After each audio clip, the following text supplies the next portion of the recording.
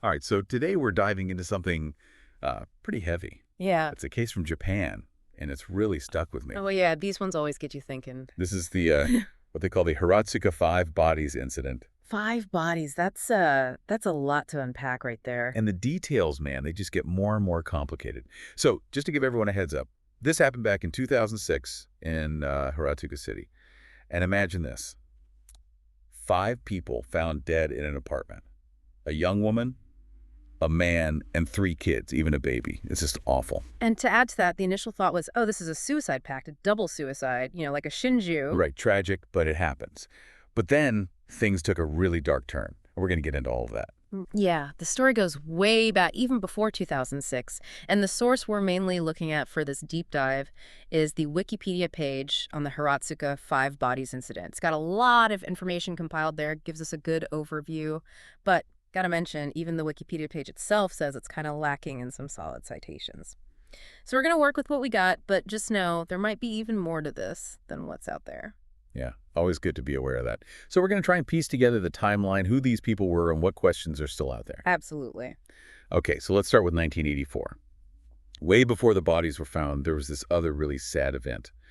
A 6-year-old boy, they called him T in the reports, went missing. Yeah, in December of 84. Right, in Hiratsuka City. Just gone. Last seen playing outside his house, can you imagine? Awful. And his mom, a woman named O, she was 33 then, she reported him missing. Came back from shopping, kids nowhere to be found. I can't even fathom that. She did everything, went on TV, pleaded for help, but no T. Now here's where it gets a little strange. Years later, like around 2002, O started saying she thought T had been taken to North Korea. Right, and there's nothing really to back that up. No evidence. Makes you wonder what was going on there. It does. So fast forward to 2006. This is where the 5 bodies come in. In May, they find a man named Y, 35 years old, and a young woman, R, who is 19. Y was actually the stepson of O's ex-husband, and R was O's daughter with that same ex-husband. And it was Y's biological mother who found them. In O's apartment. Yeah, just a horrible, horrible discovery. Initially, they thought, okay, double suicide. There was a note near Y, talked about wanting to die, be with R. I mean, they were step-siblings, so that's a whole other layer of complicated, but it seemed like a possible explanation. Right. But then they found another note, a memo. And this one supposedly was written by O. And in this memo, she said she'd killed her daughter, R. Talk about a game changer. Yeah, suddenly it's not a suicide pact anymore, it's a murder investigation.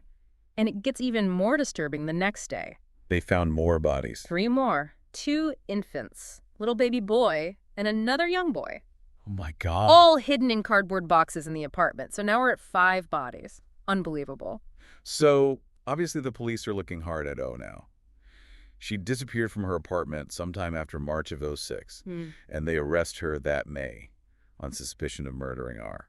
The timeline gets important here. Last confirmed sighting of R was October 2005. And get this, R was active on this Japanese social media platform called Mixi, like their version of Facebook or whatever. Right, Mixi was huge back then. Huge. And her Mixi activity stops around October 2005, too. So it gives you an idea of maybe when she might have actually died. Makes sense. And there's this whole other thing where after R disappeared, people were getting emails from her saying she was in the hospital. Oh, yeah, but the police think O was sending those emails. Trying to make it look like R was still around. So messed up. Totally. So the investigation goes on, and they're pretty sure those other 3 bodies, the infants and the boy, were O's kids, too. So we're thinking she might be responsible for all 5 deaths. Potentially. But here's the thing. They couldn't definitively prove it for all of them. Why? The stepson, they ruled it a suicide based on the note, estimated he died around March 2006. But for the other 3, there was this huge legal hurdle, the statute of limitations. Oh, right. That's the time limit on prosecuting someone for a crime. Exactly.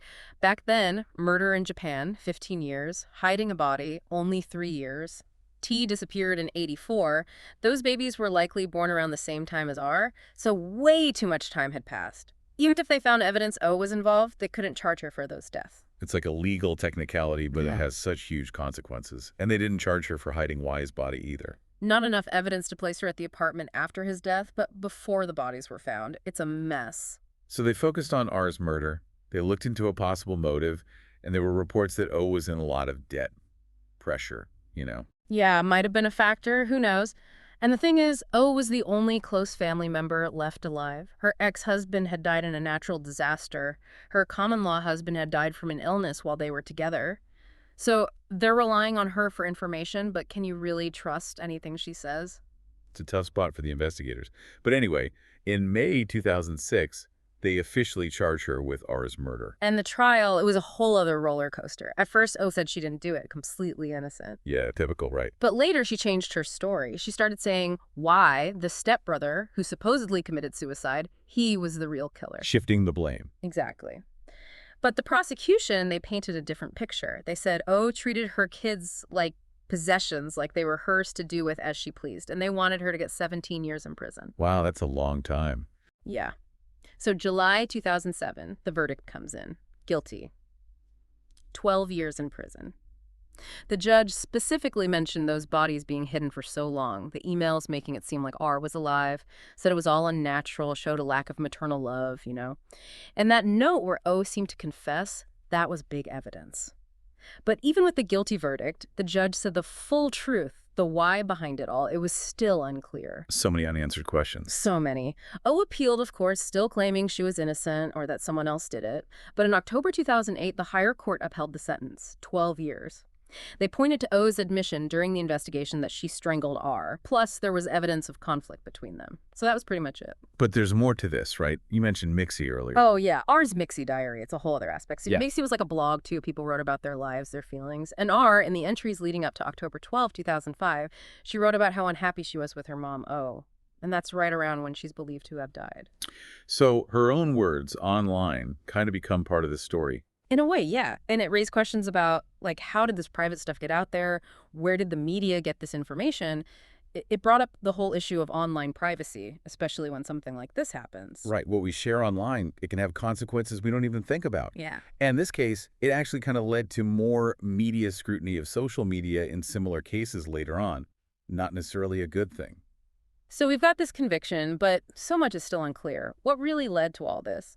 Why did T disappear back in '84? What about those infants? It's like a puzzle with missing pieces. And it's not just a puzzle, it's people's lives. This case is just so sad. It makes you think about how complicated families can be, the secrets people keep, and how sometimes, even with a trial and a verdict, the full truth might never come out. It's a heavy one, for sure. Makes you think about all the factors that could lead to something like this. Financial stress, desperation, the passage of time blurring the lines.